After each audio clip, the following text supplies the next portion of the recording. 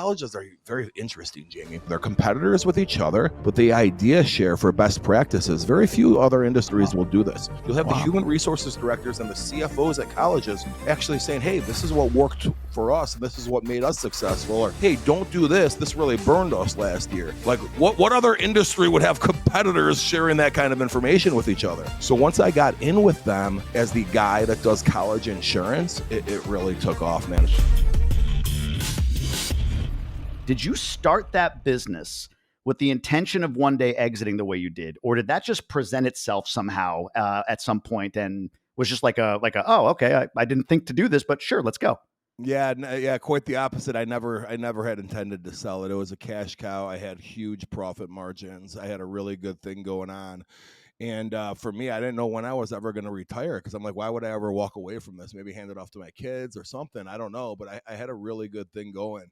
And the market, I initially looked into it. The mergers and acquisitions market was calling for a 1.5 to 2 times gross revenue multiple when I first got into the business. So you would sell to a strategic, like my former employer, or like Aon or Marsh or Willis. Those are the big dogs in the industry, or Hub.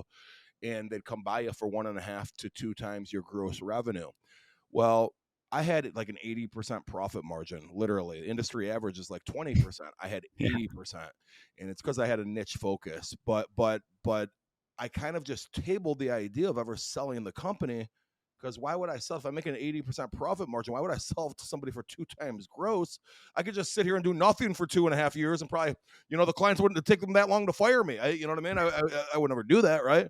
But it changed, Jamie. 9.5 years in, private equity entered the space, or they entered it before that, but they contacted me for the first time at that point, and I had no idea what they were willing to pay for agencies like mine. And they came in and bought us. We had a niche focus with colleges and universities. We had that middle market.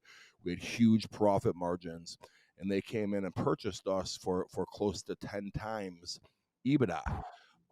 So instead of being a 2 times gross revenue, we were now at 10 times EBITDA roughly. And for everybody else, this wasn't that big of a change that was the model now. But for me, it was, because my profit margins were so huge. Had I only been at a 20% profit margin, 10 times EBITDA is about the same as 2 times gross if you have a 20% profit margin. Well, for a guy like me with an 80% profit margin, it was truly a game changer. And I just remember telling my lawyer, here's a buddy of mine from Northwestern. I'm like, buddy, just don't screw this up with legal crap. That they're overpaying me. They don't know what they're doing. They're morons.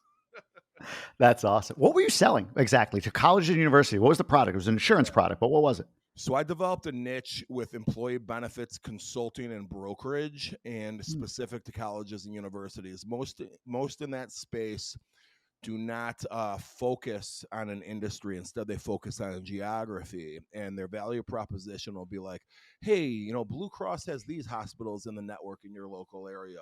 Aetna and United Healthcare have these, in their PPO. You also have this HMO option. And quite honestly, it's very basic shit that anyone could really learn after a week in the business if you just study that geographical region. So what I started doing was saying, okay, how could I create a value proposition that's different than what everyone else is saying? Because the big dogs and the little dogs were saying what I just said, but then on top of it, the big dogs will say, hey, we got 20,000 employees and 200 offices internationally. Well, who gives a fuck? What does that have to do with that client? 19,998 of those people ain't working on that account. So I'd get over that hump by explaining that to the client. And then the client looks at me and goes, okay, well, so what? What do you do different? Good point. Here's what I do different. I focus specifically on colleges and universities. We know, and colleges are very interesting, Jamie, because the idea share, they're competitors with each other, but the idea share for best practices. Very few other industries will do this. You'll have the human resources directors and the CFOs at colleges actually saying, hey, this is what worked for us, and this is what made us successful, or hey, don't do this really burned us last year. Like, what other industry would have competitors sharing that kind of information with each other? So once I got in with them as the guy that does college insurance, it really took off, man. It took a couple years to get going, but once it went, it went. Damn, man. Now, when you exited, there was a 5-year employment contract that you had to stay on. Well, did you have Correct. an option to take the cash and go or stock and stay? And did you have an option first off? And then would you do it any differently than you did? Would you take cash if you could, or was the stock the right play? No, I don't think I wouldn't have had the option to do that. I guess I could have breached the contract, and I would have been just walking away from a lot of money on the table if I wouldn't have fulfilled the employment contract. And I suppose they probably could have sued me for the money they already gave me if I really thought about it. But the way it was structured, it was you wouldn't want to walk away from it. And insurance is one of those businesses that's so relationship driven that they really need that 5-year employment contract to institutionalize the business. They want to make me irrelevant. If I leave 6 months later or even the next day, all those clients are leaving too. They don't know who this company is that just bought us. You know what I mean? So Yeah. that's just kind of the way it is in that business. So I was fine with that. The only thing I would really do over is the stock performed so well, the stock portion that I took of the company that bought mine. I had an option to even take more. I took 35% of my deal in stock. I had to take at least 10%, but I could have taken up to 50%. If I had to do it over again, I would have taken the 50% because it did very well, my friend. Yeah, yeah. I think I read like a few months after it was acquired, it rolled maybe to another private equity firm and like doubled or tripled the stock at that point, and you let it ride essentially. And so your exit became a multiple of the exit. A great exit became even more of a multiple of the exit. Is that right? Yeah, I really exited the company. I really kind of sold the company 3 times, if you look at it that way, and that's how my accountant. My accountant has to look at it that way because of the way the capital gains and everything worked. It does look like I had 3 exits from an accounting standpoint. Because what happened was, 2 months after I sold my company, the private equity firm sold to a different private equity firm, and I had stock. So that stock tripled at that point. Okay, I couldn't believe it. It was nuts. Holy crap. Well, everyone else is taking all their money off the table. They'd been waiting 7 years for this to happen. Well, it just happened for me in 2 months. Everyone's going nuts, and I'm like, what just happened? So anyway, I still had to work there for 5 years, so I decided to leave all my money in there. I didn't liquidate any of my stock. The lawyers and the accountants were telling me I'm crazy. Left it all in, and then right at the end of my employment contract, that private equity firm then sold it to another private equity firm, and the stock tripled again. So essentially, if you look at it from a percentage standpoint, the 35% turned into 105% of the whole deal. And then that 105% turned into 315%. And the timing was impeccable. And Jamie, I like to think that I've lived my life a certain way. There's a lot of opportunities in a lot of businesses, but there's definitely a lot of opportunities in insurance to screw people over, to Yeah. kind of do things a little bit below board, a little bit on the shady side. And I never did that. I always treated my clients fairly. I never overcharged them. I, followed through with meetings when I said I was going to, and did what I said I was going to do. And I really kind of think that, even though I'm not necessarily a spiritual person, I think the universe and karma kind of played a role in that, because the timing couldn't have went better for me, my man. I thought you weren't a universe karma guy. This is new. Is this a new leaf you're turning over? Exactly. Although someone's trying to get me to do the frickin' thing down in this is probably nothing related to that, but what's the Ayahuasca? yeah, exactly. Ayahuasca or whatever it's called in Peru or wherever, Bolivia Yeah. or where the hell. I'm like, Do it. well, it'll change you. Well, I like who I am. I like who I am right now. Why do you want to change me? I'm very happy with myself. I did psilocybin in Michigan. I did like a five grams of mushrooms for a guy my size. I'm 5'7". You're like Shit. 6'11", I know, but that it fucked me up, man. I went deep over the course of 5 or 6 hours. Ayahuasca's taken that like Yeah, 10x. It's going to the next level, you know? bro. I did chocolate covered mushrooms at a bachelor party once, and I don't know. I've never laughed harder in my life. My face hurt, and I've never done them again. I never did them again. You know what though? It's funny though. It's not like I wouldn't do them again. No one's really ever had them around me. Although recently, all these people in LA, I've been hanging out in LA a lot. People are all Yeah. microdosing mushrooms out there, and I guess I don't want to anymore. But where were you 15 years ago? I would have done that. Yeah, I know, right? I get it. So, all right. So you exit. This is 2019, I think, when you're finally done with the employment contract. What do you do then? Did you, I mean, take some time? Like, what was life like after you're completely gone, exited, and you have your money in the bank? Yeah, so I was supposed to be done with the employment contract in April of 2020, and things started going south of the last 12 months of my employment contract, just in terms of my relationship with the company that bought mine. And it was really more of a function of, I guess it was really a function of just like we kind of grew and grew and grew, and I was always that one guy that was kind of stretching himself out, trying to help other offices out and everything else. And it started to become too much because I had other offices like using my college client list Yeah. to go get prospective meetings with colleges when they have no business selling to these colleges. They're not going to do well at it. And then I'm being asked to like fly out to Cleveland, help them sell this college. And then I'm like, am I going to service it for them too? And, that happens one too many times. And I just start to put my hands up. I go, no, I ain't doing this. I don't get compensated for it, number one. Well, aren't you supposed to be a team player? You're a future executive. No one else is doing this shit. You know who's doing this shit? All the people that suck. The W-2 employees that were at agencies that sold to you guys, and that owner disappeared into the sunset.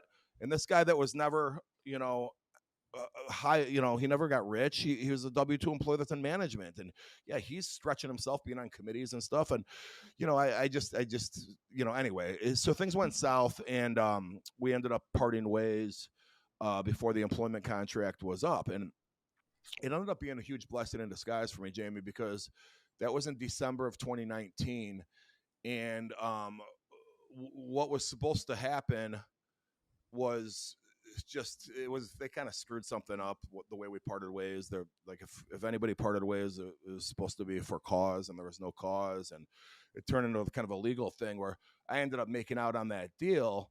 And what that ended up doing was stretching out the time that I had shares in the company. So I was still getting paid by the company, and still receiving value from the growth of the stock in the company, all the way till the fall of 2020. 2022. No, fall of 2022. Oh, no shit. Yeah, it just unfolded that way because they did something they weren't supposed to do. I was able to negotiate something legally, and then also just the stock, when it switched to the new company, to the new private equity firm, they didn't buy out employees the day they left. They bought it out at 40% now, 30% 12 months from now, and then 30% 12 months from now. And I also had a severance worked in before that even kicked in. So it ended up stretching me all the way to the fall of 2022. So those first couple of years I'm done, I'm sitting here like, well, it's kind of nice. My net worth is still going up. I'm not working, I did get into stuff, though. I knew I had to prepare for the day that I wasn't going to be making any more money from them, albeit I knew it was going to be enough money where I didn't really need to work. So I started dabbling in venture capital, and learned a lot over those 2 years. Talk about things you'd do differently. I did a lot of things I would have done differently. But I will tell you, as a venture capitalist and as an angel investor, some of the mistakes I did make financially in terms of companies that I bet on ended up putting me in the right rooms of people. Sure. Where now I got the respect of certain people where, okay, that guy's not full of shit. That's that dude from Chicago. He actually has money. He talks the talk and he walks the walk. You know what I mean? Maybe some of the people were respecting me because, like, fuck, John put $200,000 into that deal. That deal fucking sucks. Well, he must be really rich. Yeah. But at the same time, like, some of the people you're talking about, you have partnerships with people like Kevin Garnett, people like Aaron Rodgers. I mean, like not just some business guy nobody's heard about, but like prominent names, right? Exactly. And it ended up putting me in the right rooms of things that led to even bigger stuff. I'm one of the early investors of Discord, and Discord's probably going to go public next year, hopefully, and I'm going to make a ton of money on that. There's not too many people that could call themselves early investors in Discord that are individual entities like me. I'm also a partner in the investment group that bought the Newport Beach Marriott Hotel. We've now reimagined it and reopened it as the Via. It's very popular in Newport Beach. Wow. Incredible. All right. W-2, we got to get into this because it's a big part of what you talk about. And we're in the same spot. I exited corporate way later than you. You had the epiphany in your 20s. Mine was in my early 40s, but still both exited W-2, got out of it. There was something you talked about that I thought was so freaking perfect, well said. And it never occurred to me. And maybe you remember, maybe you don't remember saying this, but you were saying essentially like that in this from a sales perspective, like a B2B guy, the $80,000 a year guy, the low guy, is making too much. And the $300,000 a year high-end sales guy is not making enough. Can you explain that? Yeah. Yeah, you know what's funny about you saying that, man? That's some of my best shit right there. And guys like you that are smart understand it, but like social media doesn't play well with those kinds of reels, dude. Like literally, bro, literally, we'll probably talk about more about social media later, but I used to Yeah. like only post shit like that, Jamie. And it was when I freaking stopped only doing that shit and yelling into my phone and talking about gambling. Then everything took off. When Yeah. I would make points like that, it would do well for the 11,000 people that watched it, but it wouldn't go Right. further than that. Yeah. Um, so there's very few people in a sales organization that aren't either being subsidized or they're either the subsidizee or the subsidizer. Okay, and the people that are lower paid, they need to exist. A great sales organization would say that you're going to weed out the people that are the low performers, but wherever that benchmark is, there's going to be low performers. It's just going to be comparable to the rest of the organization, and maybe everybody's high performers, but there's going to be low performers within those with those high Yeah. performers. And at the end of the day, the company is going to model their compensation plan to reflect subsidizers and subsidizees. Okay, so once a guy starts making the big bucks, the 300 grand, 400 grand plus, his hard dollar expenses associated with his existence don't necessarily change. You know what I mean? So maybe you have an account manager that's making X, and your office space, and maybe your expense account goes up a little bit or whatever, but the disparity of what the company makes off of you versus what it was making on you, gets larger and larger. You know Yeah. what I mean? I do. Like look at an organization. Okay, you got a team of one account manager and say one client service rep, and you're making 80 grand. Okay, well that same person that's making 500 grand, you know what I mean, is he bringing in 6 times as much? Does he now have 6 client service reps and 6 account managers? Probably not. It's not going to proportionately grow like that. You know what I mean? Yeah. And that's why he deserves the bigger bucks. That's why he deserves the bigger bucks. But the ultimate point I was trying to make with that reel is that if you're in that position where you are that high performer, figure it out, because you might be able to pivot and do this shit on your own because you're good at what you do, man. You're a rainmaker. The hardest job at any organization is bringing in the revenue. That's the hardest thing. Okay, everything else is learnable. You can learn every single piece, but to actually have the ability to go out there and hunt and bring in business, nothing's harder than that. You can't teach that shit, man. You could try, but you can't. No, I agree. Who was it? Mark Cuban? I think he something. It was such a basic quote, but it was so true. It's just like sales. If you don't have sales, you don't have shit, right? Like you have to have sales. That's Right. period. So good Yep. salespeople, good product, all of that stuff. So no, that Yep. makes total sense. Makes total sense. You let me go back for a second. There's a lot of different ways. I wrote down some things that I want to talk with you about, but Yeah. let's just for context. You were a tight end at Notre Dame way Yes. back when. Yep. You said that not making it to the NFL was the best thing that happened to you. Why is that? Yeah. Well, because if I would have played in the NFL, man, and I was good enough, I got hurt towards the end. Decided it wasn't going to be in my best interest. I might end up in a wheelchair. This was a spinal injury. Like I wouldn't have been like Peyton Manning or something. You know what I mean? Who knows? Maybe it was like I could have. Maybe I would have had a career like Gronkowski or something. But I doubt it. Most guys in my situation play in the NFL for 2, 3, or 4 years, man. Yeah. And all the guys I played with at Notre Dame when I was 27 years old, all those NFL guys probably hadn't been playing in the league for a year and a half at that point, but they're still trying to play in the league. So now they're 27. They finally hang up their cleats and decide, okay, I got to go get a regular job. You know what I was doing when I was 27? Starting a company with a bunch of knowledge behind me from working in the industry for the 5 years previous, and later selling that company for a few dozen $1 million. You know what I mean? Mm. So I had a head start. It would have backtracked me. And in addition to that, the other intangible is, I don't know, Jamie. I mean, are you going to go take some fucking office job if you've, worked at frickin', or you've been in the starting tight end for the Cowboys the last 3 years? You know what I mean? And now you got to get some shitty job. And, there's a guy named Chris Conti that played on the Chicago Bears. Oh, And yeah. I remember him. yeah, Brady. good dude. I was just with him last weekend at this charity flag football thing, and he's getting into insurance and stuff, but he's saying, it's a wake up call, dude, and especially if you're a guy like him, where he doesn't necessarily even look like a football player because of the safety. It's not like he's like 6'8" or something like that. You know what I I'm mean? thinking of And the wrong guy. Yeah. so people don't really know who he is just by looking at him. But he had a great career in the NFL, but now he's out there just sitting at a desk like everybody else, man.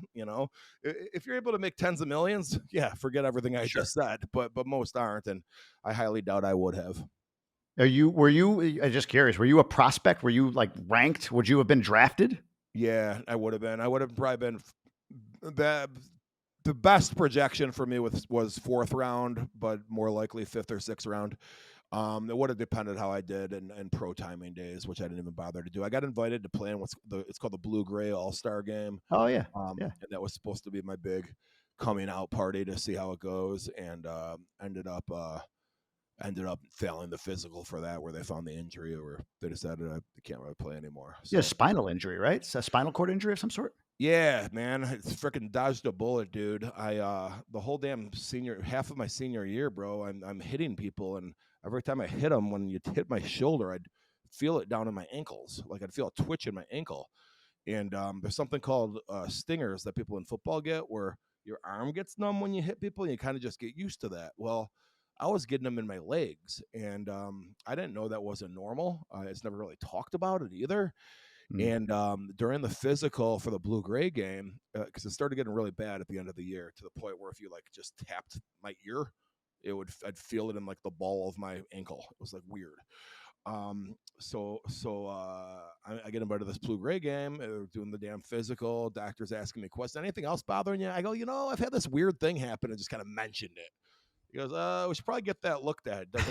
It does an X-ray. Nothing comes up with the X-ray. He says, I'm still not comfortable with this. Let's get you an MRI. And it was very clear on the MRI, I had a contusion to my spinal cord, where the prognosis was it's weakened already. And when it looks like this, it's just one hit away from eventually snapping and putting you in the wheelchair the rest of your life.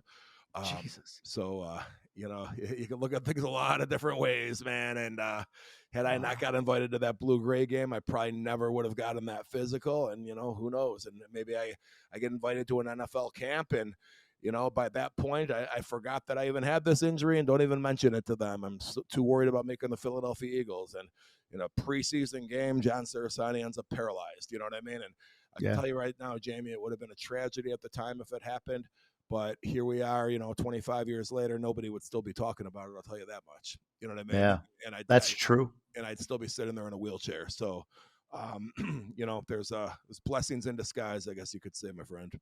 No doubt. Did you play for Holtz? Was he the coach back then? Yeah, I played for Lou Holtz his last 2 years. Then he got, I'm using air quotes for you guys on audio. Then he got, then he resigned. Yeah, he resigned. Okay. And he got fired. And I got in a little trouble. That was my sophomore year. And I got in a little bit of trouble off campus, not a lot of it. And I got suspended for a semester from school because I got into a fight. And then I decided that instead of coming back to Notre Dame after that suspension, I was going to transfer.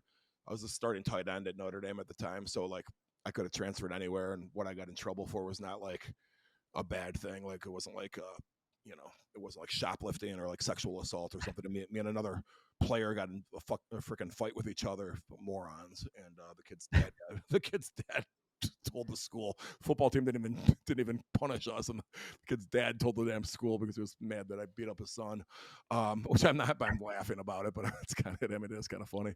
But anyway, I decided to transfer to Northwestern. Northwestern was very good at football at the time. They had just went to the Big Ten championship, Rose Bowl, and then the Citrus Bowl back to back. Northwestern's close to where I'm from in Schaumburg, Illinois. And, went there and finished the next 3 years there. It was fun. I'm curious, and this might be a reach, but the fight that you had, was it in defense of somebody else on your side?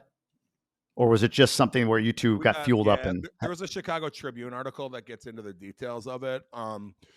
That talks about it. Maybe that's what you came across, or other people. No, I have another reason for asking that question, but I'll explain in a second, but go ahead. Well, the way the Tribune article reads is we were buddies and we were out all night, and it's the truth, and it was 4 a.m, and I said something to him, he said something to me. My mom's in a wheelchair, she had MS, he said something about her, and I Yeah, there you go. cracked him in the nose and broke his nose. That's where he comes from. Here's the damn thing, dude. His you think you're helping your damn kid out by being a big mouth parent, and he didn't help his kid out at all, man. That kid was a linebacker on the team. I broke his freaking nose. Everyone knew he was kind of a freaking asshole, okay? And like, I end up getting kicked out of school for it.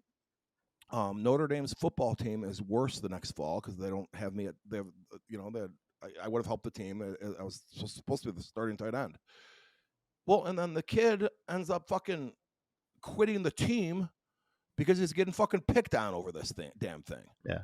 You know what I mean? And it's like, dude, so the kid's dad goes out of his way. I'll never forget it, man. I never even talk about this shit. My dad drove to South Bend as soon as he found out it happened. Okay, he wants to get ahead of this. Hey, this wasn't good. My dad was going to kill me for doing it, by the way. As soon as I said broken nose, he was like, are you nuts? And the problem, Jamie, was that any other Division I football program in the country probably wouldn't have been in any trouble. Notre Dame's football program wasn't even in any trouble. The problem was Notre Dame's a Catholic institution, and once the school finds out about it, the administration of their school, well, they got to follow their own damn rules. So we had a student disciplinary hearing, all this shit. Well, it's right there in black and white. If you cause physical harm to another student and break a bone in their body, it is you're either suspended for a semester or you're expelled. And they suspended me. And everybody thought, okay, just serve your suspension, come back to damn school. Because back then when you transferred, you had to sit out a year anyway. So I was screwed for that I wasn't playing that following fall anyway, unless I went to like a junior college, which I wasn't going to do. So that's kind of how that went down. I could tell you this though, man, that sitting out that damn year set me back, bro. For not like, I was prime, dude. I was running a 4.7. I was about 275. I freaking squatted 615. I was benching about 410. Beast 340 power clean, and I was a good ass tight end, dude. If I had the shit to do over again, well, first of all, I wouldn't have punched him if I had to do anything over again. You know what I mean? That's probably a good idea there, but or not be in that situation. And also, me and the guy were good friends too, so it kind of ruined our friend. Obviously, it ruined our friendship. But bigger than that though or not bigger than that. Outside of that, I could have just went to the NFL, dude. When I look back now, I had barely played at Notre Dame. I was a backup tight end at that point, but this was my coming out party to be the starter. I was good enough to play in the NFL at that point because I looked at myself 2 years later. I had injuries caught up to me, sitting out of your bad habits caught up to me, and all this other shit. And gosh, man, I go to Northwestern where the team was good, but we ended up sucking the years I was there. They were good before that. Then there's no one out there talking about like, hey, remember that freaking 4-7 Northwestern team in 1998 that Cerasani was on? Like, no one's talking about that. You know what I mean? So it's like, I will say I have a lot of friends from Northwestern though, and Notre Dame, but. Another funny thing is when I tell people I played football at Northwestern, they look at me like, "Wow, you must be smart." When I tell people when I tell people I played football at Notre Dame, they're like, "Wow, you must be good at football." Jamie, which would you rather be when you're in your 40s, smart or good at football, right? That's funny. That's really funny. Well, the reason I asked about that, like, so, all right, look, you have this brand, which we're going to get into maybe a question or two from now. Okay. That's like really big, really brash. I took a page from your book recently, and I had this fucking person commenting that I just had to call him out. And I did this post on it, and it was awesome. It felt so good. So I see why you do it. But big brash. But at the same time, I followed you for a while, and you've got this like, what do I say? Like, you've got this like defense of the little guy thing to you. So you've got a friend, I don't know his name, I think that's blind, goes all the way back to high school. Yeah. Like you like, I remember you carrying this guy in a video you shared into the gym. And then later on, you still show up and meet this guy. He's still a friend of yours. So like, You're there for the little guy. Your mom, your dad, we'll talk about that here in a moment. Your mom had MS toward the end of her life. It's ends up probably what cost her life. So like your mom being so when you said I punched the guy, I'm thinking, oh, and then the other one, I don't know where this is, and we can edit this if you need to, but I know, I think it's been published that you are an investor in another guest I've had on here in Billy McFarland's Fire Festival. Billy McFarland for many people will be a little guy, right? He went to jail for fraud, everything else, and you're investing in him. Like you see something in this kid, like everyone else is shitting on him, and you're the one saying, you know what, I'm willing to be behind you. I believe in you, or whatever. So the spirit I feel like I get from you is that you are less. It's less about coming at you. It's more about what, who's coming at people that you feel need your defense. Is that a fair assessment? The key to life, it isn't money.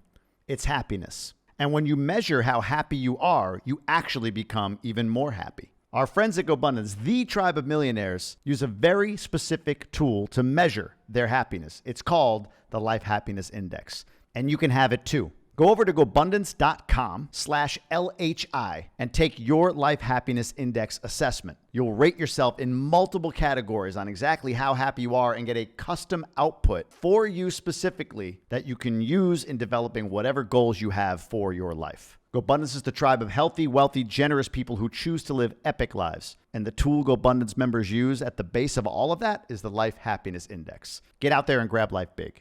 That's a fair assessment. I wouldn't call myself an investor in Fire Festival. We could talk more about that, but sure. Your assessment and your overall point is definitely spot on. Tell me about Fire Festival. What is that? What are you doing with it? So I'm part of the, if it happens, or not if, when it happens, right, Billy? When it happens, no, I'm part of the team that's going to make sure it goes the right way. Billy was on my podcast a while ago, actually shortly after he got out of jail. And, as a venture capitalist myself, I'm listening to him and his story, and, he made some mistakes, but I got to tell you, it becomes a blurred line when you deal with these founders that are out there raising money for their companies. 100%. Optimism becomes very blurred with lying, and Billy obviously took it too far, but some of the principles that he went to jail over, I could look at some of these early stage founders that I've done business with, and if I had phone calls recorded of them, they're right there against that freaking line with Billy. No shit, Yeah. Right? Well, because people are so damn optimistic, man, and they're not, and Billy wasn't taking the money and going buying Lamborghinis or something with. He was putting the festival on. He actually it was a fucking train wreck, but he actually put the festival on. Exactly. He was dumping that money into trying to make it work still. You know what I mean? And I've had situations where it's like founders are raising this convertible. No, dude, the ship's already fucking sinking. And as I look back retrospectively, it's like, dude, that 50 grand you took from him is just like throwing it down the toilet while the water's already freaking flushing, dude. You know what I mean? And I don't know what people think, that they think that magically something's going to be saved.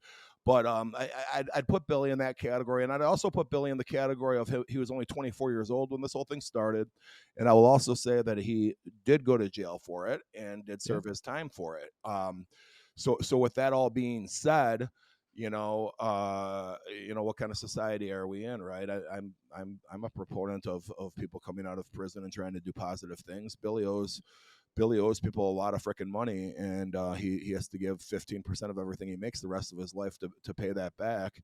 And he ain't going to be paying back, tens of millions of dollars by, a regular job. So there's a lot of reasons that Fire Festival 2, if it works or when it works, would be a very positive things for a lot of reasons. So me and so that's kind of how I was looking at the thing, Jamie. Then me and Billy, really, this was when I was just getting going in social media. Things were starting to move the right direction. Billy had a lot of media, really more mainstream media going on around him. And we kind of just made a quid pro quo kind of deal. Hey, man, I'm going to help you with this stuff. You need to get some maybe business person credibility on your side of the table with some of these phone calls you're having. I started participating on, calls with certain people. We have a big festival organizer that I was very, very relevant in getting that underway, that we're about to announce a signing with, which is going to be big news. And then he, on the other hand, was able to, you know, dude, we're on Entertainment Tonight. We're on freaking News Nation. We're on all these shows. And I wasn't very big on social media at that time, man. So I you know, it was truly kind of a quid pro quo thing where we're helping each other out. And there's very little downside. You know what I mean? There was very little downside. If it doesn't work, I don't really lose anything. And, you know, if he won't be happy if the fire doesn't work, but if he wasn't able to get me stuff, you know, it's the relationship itself specifically did not have much downside. I think I have enough bullets in the gun where people are going to look past my association with Billy as a negative thing, even if they hate that association. Sure. I will get DMs from people here and there. And Jamie, you've been following me for a while. You probably saw that a year ago. I was probably posting about me and Billy a little bit, a lot more than I kind of do currently, because the nature of the relationship was kind of to boost each other up from a media standpoint, and I don't really necessarily need that from him anymore. So for me, it's more about the focus on, hey, if we get the right people involved on Fire Festival too, let's make this fucking thing work. Because I'm going to tell you right now, anyone that's actually met with Billy, I've never heard anyone refer to him as a dumb guy. I don't think anyone walks away from that conversation being like, what a fucking idiot. I mean, he is a smart dude, maybe a little bit on the spectrum, even the way he goes about things. And, you know, I mean that in a positive way. You had him on your podcast too, didn't you, Jamie? I did. Yeah. And it's funny you say that, like the entrepreneur, I had that takeaway, man. I don't know how to, I'll try to articulate this without getting too long-winded, but it's like, so when you in a bubble, if you didn't know who was who, right? And you were just to talk about two different people, Billy being one of them, we don't know that. And the other one being like, I don't know, Elon or whatever, right? Some of the tenets that we admire in the stories of these types of people exist in both. In other words, Billy was highly optimistic. He stretched the truth, and there were some things that I called him on like some of the stuff in his pitch deck or whatever. But he stretched through, and he got what he got. He deserved what he did, and he did his time. But every entrepreneur that I've ever met, I don't know of one, maybe you do, does the job of saying, I am going to build this parachute on the way down. Every entrepreneur jumps and builds the parachute on the way down. Yeah. Billy's problem was he jumped with a lead weight strap to his chest and didn't have any cloth on him to build the parachute, right? But like the tenets of what he was trying to do was, no, we can catch up to this. We're going to rally. We're going to get there. We're going to build it. And it got to a point, if you watch his story, in my opinion, where it's like, dude, right here is where you should have called it. And he even admits that, like, call it here, but he let it go here. And then you're just, like you said, you're beyond a tipping point. But the optimism, the embellishing, maybe a little bit of what's going to happen. Like every entrepreneur does that. Every entrepreneur. And then there's a point where some of these entrepreneurs go too far with it. And then there's the point where Billy went, which is like too far. But I don't know if I'm explaining that. I'm not in defense. I'm not defending the fact that people were defrauded or people lost because of Billy's actions. Not at all. But the core of the behavior of like, optimistic, driven forward. He didn't, like you said, he didn't take the money and run. It wasn't a Ponzi scheme. He didn't, well, I guess it was a bit of a Ponzi scheme, but it wasn't a misappropriation of funds. It was all in on a shitty festival, essentially. What it boiled down to. He under-delivered. He couldn't execute the vision, and everybody's in love with the vision. And, if you watch the documentary, it really spells it out. And I got a picture of Pablo Escobar behind me. The original island they were supposed to be on pulled the rug out on him because he went and marketed it as Pablo Escobar used to freaking sell cocaine here, and because it was in the movie Blow and all this shit. Like, what the fuck are you? Why would you say that? Anybody that knows anything about the Bahamas would know that Bahamians aren't going to like that kind of a reference, dude. If you spend any time in the Bahamas, man, it's they're big. They don't want to be thought of as it's like Germany for the Nazis. Oh, this is all Nazi stuff. They don't want to be known for that shit today, right? Man, and go try to buy real estate there. They're gonna, dude. I was gonna buy real estate there, bro. They made me get a freaking letter from my local police chief. All this shit to show that I was like legitimately behind the money I'm paying for this stuff. Yeah, man. So I don't know. I think your characterization is pretty accurate, though, man. And I hope it works out. I think, like I said, man, the vision was there. It was the execution lacked. And I will say this about Fire. Here's a soundbite for you too. Fire Festival 2. Okay, Billy McFarland from Fire Festival 1 doesn't owe money to people that went there and bought cabanas and got stuck. Most of those people got refunded through their credit card, chargebacks. He owes money to people like me, rich motherfuckers that put in like $100,000 or $200,000 or $600,000. That's who he owes the money to. So if he has a chance to pay those people back, I'm going to tell you right now, Jamie, if 12 years from now, somebody came to me on one of my shitty investments and say, hey, remember that fucking $300,000 you gave us in 2020? Here, we got the chance to pay you back now. I'm going to welcome that phone call, bro. I'm going to welcome that phone call. You know what I mean? True. And there's no way he's going to pay any of these people back without Fire Festival 2, period. Makes sense. Makes perfect sense. All right, let's flash forward a little bit. We're getting toward the top of the hour. I want to make sure we land the plane to talk about social. Okay. Your mom passes 2014 suddenly. Mm-hmm. You said your dad didn't bury the ashes right away. It took him a while to do that. Can you get into the why? What was your dad going through in that time? You know, it was such an interesting time, man. So me and my brother and my mom and my dad were, you know, very tight, the four of us. And my mom suddenly passes away. She had MS, but she wasn't about to die or anything like that. And she had kind of had MS for a while. She got it when she was like 40. So it's just kind of a way of life. But it has complications that impact other pieces of your body. And, you know, ultimately, we think that's probably why she ended up dying. But she ended up having a heart attack when she was 64. And, you know, we do this big to-do with a cemetery. We got the plot and all this stuff. And, you know, talk about something eerie. It's like you get that tombstone. Other people could probably relate to this. You have that tombstone and, you know, people's names are on it that are alive. Well, my dad's name's on the damn thing. Just waiting to put the dates under there because it'll be buried next to my mom, right? So it's always kind of eerie to me. But he didn't want to bury the ashes, man. So we had this whole plot and everything, but we didn't bury the ashes. 4 years later, out of a clear blue sky, he decides, you know what, it's time. I think it's time we bury mom's ashes. Now, a couple weeks before that, he starts giving like heirlooms to my kids, my brother's kids after 4 years. Here's grandma's necklace, like stuff like that. And it's kind of strange out of nowhere he's talking about this. So we go to the cemetery, we bury the ashes finally. 5 or 6 days later, my dad drops dead and dies. So, and he was healthy. So we think Heart attack? It's really, another heart attack. So we think, wow. We think it's a broken heart, you know, or me and my brother always kidding. Did he know he was about to die and didn't tell us? And they're like, no, this is a heart attack that came out of nowhere. You couldn't have predicted it. It was a black widow. You know, he was actually at the hospital. He had a chest pains. He goes to the hospital. The EKG is fine. They go, we're gonna keep you in here overnight, man, for observations. They tell him. He calls me up. He goes, I'm at the hospital. It's fine. Don't worry about it.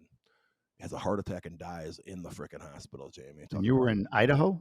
I was in Sioux City, I was in Sioux City, Iowa. Iowa. I misspoke to another podcast. I said a wedding. Then I started thinking about it more. I was actually at the funeral of one of my friend Ray's dad died, and I was at his funeral in Sioux City, Iowa. I fly back. My dad dies that freaking night. It's crazy, man. So you didn't get to say goodbye to either of your parents. No. Does that kind of loss mess with somebody? Like, does it make it harder for you to have deep, meaningful relationships today because of the fact that, man, I could lose people without being able to say goodbye to them? You know, I never looked at it that way. I definitely wish I was able to have a couple more days with each of them. Because I'm blessed from the standpoint that I never had to see either of them really suffer. My mom suffered with MS, but that's a different kind of thing. She wasn't dying. Yeah. You know, I know a lot of other people our age, Jamie, that, you know, they watch their parents get dementia, then you move to hospice, and you know, that whole path is not pleasant. So I sometimes like to think that, you know, the universe was looking out for my parents, that especially my mom.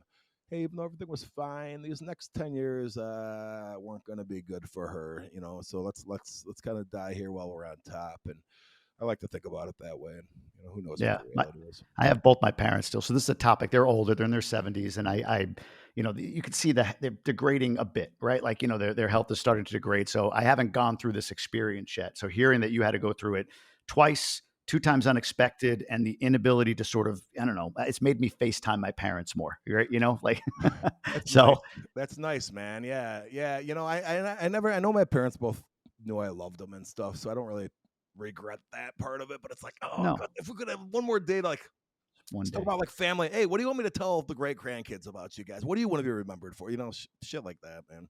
Yeah, no, I get it. All right, let's get a little less heavy. Let's go into social media. So you mentioned that you were starting on social. Like, what's the incentive for you at this point? Like, you've made good money. I know you've got the 2000% Race podcast. You've got a community that you built, and you're doing some really cool stuff there. Yeah. But what is the incentive? What's the desire? What's the motivation for you with your social media strategy right now? Well, I got to tell you right now, man. So right now with my whole brand, 2000% Raise, everything I'm doing on social media, I've really kind of made the decision for the short term at least.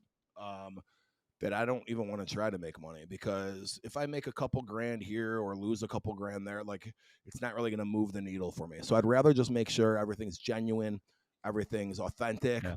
I have these events in person. They're always people are very well priced. And they're like, dude, how are you doing all this shit? It's like $300. Yeah, well, no shit. I'm not making any fucking money on it. That's how. You know what I mean? You're probably losing money. Ding, ding, ding. No shit. Now, luckily, I got people around me that believe in the movement, and are people that kind of assist me that are working really not for very much money, because they want to be part of this. They're people with full-time jobs, or they're people in, younger people that maybe are in college that, hey, they're donating their time because they like everything that we're doing here. And it's funny, man. It's the capital that exists with social media, and for a lack of a better word, almost like clout. I got to tell you, man, I'm seeing it more and more now, Jamie, these past probably 6 months, where people are just want to be a part of things, man. They fucking think this is cool, dude. And it's true even for celebrities, bro. I'm coming across, I'm making friends with celebrities now that think I'm just as cool because of they see my shit on social. Dude, you're fucking hilarious, dude. We send this around, and they're naming like big name people. I'm like, holy shit. Well, tell him to fucking follow me. I think he already does. I go, look, holy shit, he does fucking follow me. That's pretty cool. Like stuff like that, man. So it's a heck of a lot of fun, man. It's a heck of a lot of fun. I think if I could do something in media, bro, that would be my end game, buddy. What do you mean in media? What does that mean? Like something where, a podcast that's picked up by like Barstool or Spotify, something big like that, or have my own TV show, something of that nature. I think would be where I'd have the most fun. I think an easier path for me, Jamie, would be to monetize the entrepreneurial journey that I'm on, and do things more along the lines of like, there's people that sell courses or have seminars and things of that nature. I look at that stuff, and I know I could bring value there. I don't like the nature of how you have to go about it to get people into your like sales funnel to do that, though. I just there's something that something bothers you. Yeah. It just feels a little slimy to me. Even why would you feel slimy? You're bringing value. I go, dude, I don't want to be pitching people like that. You know what I mean? So, maybe I keep having these events, and I get, bigger companies to sponsor it. Like, maybe Bank of America has a small business unit, and they want to sponsor the 2000% Raise events because we have a bunch of entrepreneurs there. Maybe I'll make money on that side of it. Who knows? But as it is right now, it's really just about building the brand. What's core to your strategy right now? So like what I've watched is you've kind of gone from, you said it like, here's some financial advice. I know you do shit on, which is true, rent versus buy, whether you should pay off your house, all of that stuff, just kind of general financial advice. But then, like I said, you'll go through and do blackjack. You'll be partying in Vegas and put stuff down. And then like I love personally blowing up some of the haters, the ones that like you put up the video, like this is so-and-so. Yeah. I think they're hilarious. So is it just like, whatever feels good, raw, go, or is there something else? There's something else to the strategy. I'm asking honestly for me personally. Well, it is funny as the following gets bigger and bigger and more loyal, you start to get away with more shit. You know what I mean? I got one right now. You might notice here. I'm clean shaved. I'm not usually. I made a reel this morning. I'm debating if I'm going to post it or not, but I was trying to straighten out my goatee, and I went too far, and it all ended up coming off completely because I just was at the point of no return. Oh, fuck, I'm taking it all off. So for the first time in a year. So a year ago, I would not bother posting that, but now I'm like, okay, because now people are loyal followers. They're going to appreciate like day in the life kind of stuff like that. They're going to crack up. I'm probably not going to get new followers off of a reel like that, but it makes you look human. It makes you look like, all right, this guy will fucking post anything. He don't give a fuck. You know what I mean? Whereas before it's like, who the fuck are you? No one wants to hear your bullshit, bro. Where's the most reach coming from? Where do you get the most followers? When do you notice a pop? What kind of content? Casinos, blackjack. Like, Blackjack really? for sure. Yeah. So I mean, resolve this for me then real quick. So you got blackjack. So I'm assuming people are there like, oh, this is interesting. He's talking about like, the right strategy. I know you talk about like Gen Pop versus, going to the high roller suite and all that yeah. stuff. But those folks follow you through the rest, quitting the job and so on and so forth. So like, I guess everybody kind of globally, most people, 80%, whatever, don't want to do their job. So is there like a reliance on like, well, people who want to quit their job, most people also like playing blackjack. So I hook them with blackjack. I nurture them with W-2. So I'll get a DM probably twice a week that will sing the tune of, "Hey, bro, started following you because of your blackjack stuff, but I just want to let you know you're super motivating, and I'm trying to grow my side hustle to quit my job one day." Like, I'm paraphrasing, but I'll get a message like that at least twice a week, literally. At least probably fucking 10 times a day. I'll get something with someone say, "Hey, man, you inspired me." Literally on average 10 times a day. This is awesome. Keep doing what you're doing. I think there's a relatable thing about me because I talk about being from Schaumburg, and it's not a ghetto, it's not a bad neighborhood, it's but very middle class. Everybody knows somebody from a place like Schaumburg, or most people are from a place like Schaumburg. So I think people really appreciate that aspect and find me relatable from that standpoint. And this was never really by design, by the way. It wasn't like, okay, well, I got to put relatable content so it gets more clicks. You're just sharing your life. You're sharing your journey. Yeah, exactly. Right. So I try to tell people that, like, that's my, like, the thing that pivoted for me, because I've been, creating content for years. When I had my job, it was like the way out. I was the real estate guy for a while. Like, here's a tip on cost segregation. It's just fucking cringy. I hated it because I'm trying to think of shit to talk about. Yeah. And then all of a sudden I just started like documenting what I'm doing. Like, kind of like, I'm at the casino. Here's something I learned, blah, blah, blah, blah. And that's where it really took off. And it's funny, like comedy and like green screen news articles, those get me reach. People come in, and then what they stay for. I literally just did a day in the life post today. A day in the life. What you're describing. It's just me going to my dermatologist. What's it like going to a doctor in a third world country is the thought of it, or in a developing nation. And I showed my neighborhood. This is what I'm doing, blah, blah, blah, blah. Right. So that's what grows the nurture part of it. Go ahead. You want to say something? Well, so I like what you do, Jamie, a lot, actually. I think I've DM'd you a few times even about it. I really like what you're doing. But as far as you growing, I don't know if you ever will, because it's so nichey. No one's fucking has that goal to move to Dominican Republic one day. But you're educating us on there, and all people like me that have vacationed there, I'm interested in what the fuck you have to say. And then I'll listen and say, "Oh, okay." You know what I mean? It's gonna be a big lift to actually convince people to move there. You know what I mean? So I don't know if your stuff's ever going to go like super viral. Maybe it will, but it's got to elevate. Go ahead. I'm sorry. I think, dude, honestly, so mine was broader than that, right? I was talking about leaving corporate America to be an entrepreneur and why corporate America might screw you over. Okay. That was pretty broad, a lot broader than what you're talking about. But when it really took off is when I broadened it to include the gambling and shit. And then I was fortunate because celebrities started paying attention to my shit. So every once in a while, I was just with Aaron Rodgers, put a picture of me and Aaron Rodgers up there. I'm like, okay, it just legitimizes everything more for people. You know what I mean? Yeah.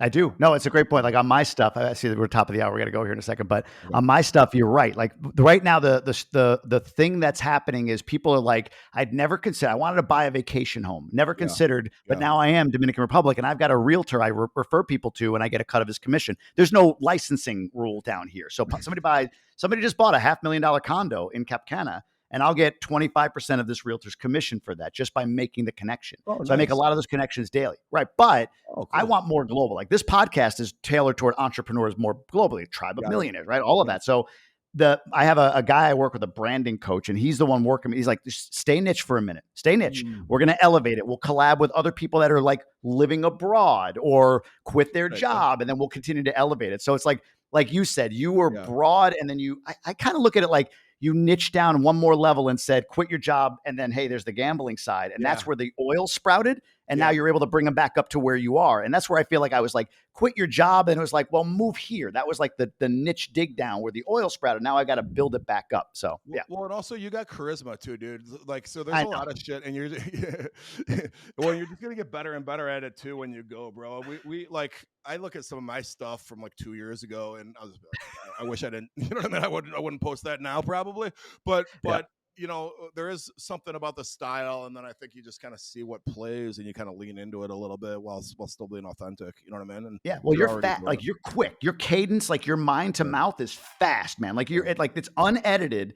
You're Mhm. able to go through a whole thing. I love how you bring in the waterfall. Like to your point, that charisma is that's the intangible you can't teach. That's like Right. size in basketball. You can't teach height or you can't Yeah. teach speed, right? Yeah, I that's think. exactly right. That's exactly All right, right. dude. You nailed it. You nailed it. Well, Dude, can let's. I say one thing about Punta Cana though? Yeah. Please. So I'm going from the airport to my resort there, and I'll never forget it. I mean, like, Which resort? Which resort? Real quick. Sorry. God, I don't fucking know. It Oh, was no, an that's all okay. Sorry. inclusive. It was an all Yeah. inclusive. This was probably like 2013 ish, and I'll never forget like looking to the right of the taxi, or I was in one of those like passenger vans where they were bringing Yep. us from the hotel, and there was like a guy on a motor. I want to say it was like a motorcycle, but there was five. Probably a dirt bike. Yeah, but there was like 5 people on it somehow. He was driving it. There's someone on there was somebody on the fucking handlebars. Then there was another person smaller in between him and the person on the handlebars. And then Yep. there were 2 people on the fucking back. And I'm like, what the fuck? Dude, I saw a moped recently, and this isn't Punta Cana as much anymore because Punta Cana's grown and has become very westernized. But like Yeah. the next city over, where my wife is originally from, Higüey, it's very like Dominican, right? So I saw a moped, like one of those, like where you would hold it and you'd step on the floor of it. Yeah. It was dad, mom, little kid in between, little kid standing up, and dog Yeah, on the platform. So this is normal. This is normal. Well, Normal. and also I learned a lot on that visit. I always like to take little gems of information that I think are interesting and find ways to include it in like dinner conversation in the future or whatever. And one of the takeaways I had was I didn't realize the disdain that the Dominicans and the Haitians have for each other, or that the Dominicans have for the Haitians at least, almost to the degree that they don't want to be associated with them at all, and which is amazing because when you look at the map, it's like how do you even decipher the two? It's like how do you know if you're from Illinois or Indiana? You know what I mean? It's a lot of race to that. So like Dominicans are lighter skin, Haitians are darker skin. There's some of that, and then on top of it, like Dominicans are born almost. And this is not my word. Somebody here told me that, like we're almost born with like an innate distrust, or we're taught very young not to trust Haiti. There was, Haiti ruled the island at one point. Dominican fought for its independence, so it's like generational. But right now, all the shit that's happening, like it's there's no there's a lot of animosity. No love lost. What stops it from spilling over to your side of the island? So you talk about border, right? Border protection in the U.S., all the debate on like, oh, is it humanitarian? Like here, they don't give a fuck. Like they are at the border heavy, and they've literally like arrested women, Haitian women in bed giving birth, like tied them to the bed so they could deport them right after. Like it's no bullshit, no bones about it. They're extremely aggressive at the border. Well, so in Evanston, Illinois, which is where Northwestern University is, but Evanston High School, it's a suburb, but it's a pretty big city in itself. Anyway, they have a very big Haitian population, and I won't say who, but one of the people that works there kind of indicated to me is like these Haitian kids, some of them moved here like in 8th grade, and their fucking background's a little different. You think South Side of Chicago is rough? Those kids are coming with different stories. Can't imagine, man. Like it's you win and lose the birth lottery, right? Like you're born in that country. It's always been chaos. It's even worse now. But just the prime minister stepped down, sought asylum in DR, and the president here was like, "Nope, you can't come here." Right? Like there's just he said, "Beat it." they draw that line and it's done. So it's a very aggressive border protection policy that the DR has. And then Haiti's army is not strong enough. They're civil warring, right? Yeah, they have a police force. They killed a gang leader recently, I guess. Okay. But yeah, but Dominican military to keep them out of Dominican Republic, to keep them out of it. The Dominican Republic's military is a lot stronger than Haiti's.